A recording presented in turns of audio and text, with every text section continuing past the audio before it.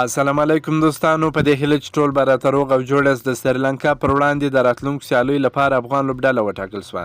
د افغانستان کرکټ بورډ د لوبغاړو د غورابي کمیټې د سریلانکا پر وړاندې د راتلونکو درې نړیوالو ورځنیو سیالیو لپاره د افغانستان کرکټ ملي لوبډلې نوملړ وټاکي. د مهالویش له مخې به دغه سیالۍ د راتلونکي جون میاشتې پر 2 څلورمه او 9 نیټه د سریلانکا په هامبانټوټا نړیوال کرکټ لوبغالي کې ترسره شي. افغان لوبډله به د راتلونکي جون میاشتې په 2 نیټه د سریلانکا پر وړاندې د یو ورځنیو نړیوالو سیالیو لوبلړۍ پیل کړي چې په همدې موخه نن د یادې لوبلړۍ لپاره د افغان ملي لوبډلې نوملړ اعلان شو. لوبډلې ته چټک توپ اچوونکي عبدالرحمن رحماني هم اضافه شوی دی، خو ګلبدین نایب، یمین احمدزی، ضیاءالرحمن اکبر او شهید الله کمال چې د سریلانکا پر وړاندې د یو ورځنۍ سیالیو لپاره د تیرو لوبلړۍ غړي و، دا ځل د احتیاطي لوبغاړو په توګه له لوبډلې سره مل دي. د افغانستان کرکټ بورډ عمومي رئیس ښاغلی میرویس اشرف په دې اړه وایي دا ښه خبره ده چې څو ځوانو لوبغاړو ته په لوبډله کې ځای ورکړل شوی دی.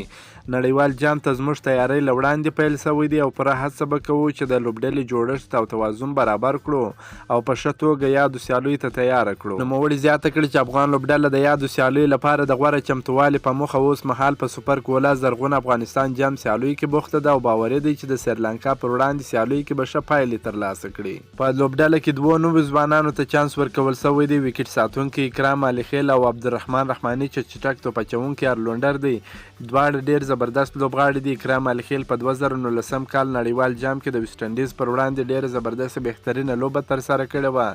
د هغه څخه وروسته بیا په لوبډله کې چانس نه دی ورکول شوی، یوازې په کیمپونو کې کله ورسره مل کله نه.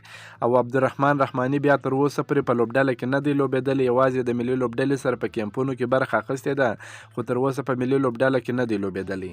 په دې هیله چې دواړه لوبغاړي ثابت سي او وې لوبې خپل ځانونه خپلې وړتیاوې ښکاره کړي. د لوبډلې نوملړ: حشمت الله شهیدي لوبډلمشر، احمدشاه زرمتی مرستیال لوبډلمشر، رحمان الله ګربز وکټ ساتونکی، ابراهیم زدران، ریاض حسن، نجیب الله زدران، محمد نبی، اکرام علي وکټ ساتونکی، عظمت الله عمرزی، راشد خان، مجیب رحمان، نور احمد لکنوال، عبدالرحمن رحماني، فضل حق فاروقي، فرید احمد ملک، دغه راز شهید الله کمال، ګلبدین نایب، یمین احمدزی او ضیاءالرحمن اکبر په احتیاطي لوبغاړو کې شامل دي.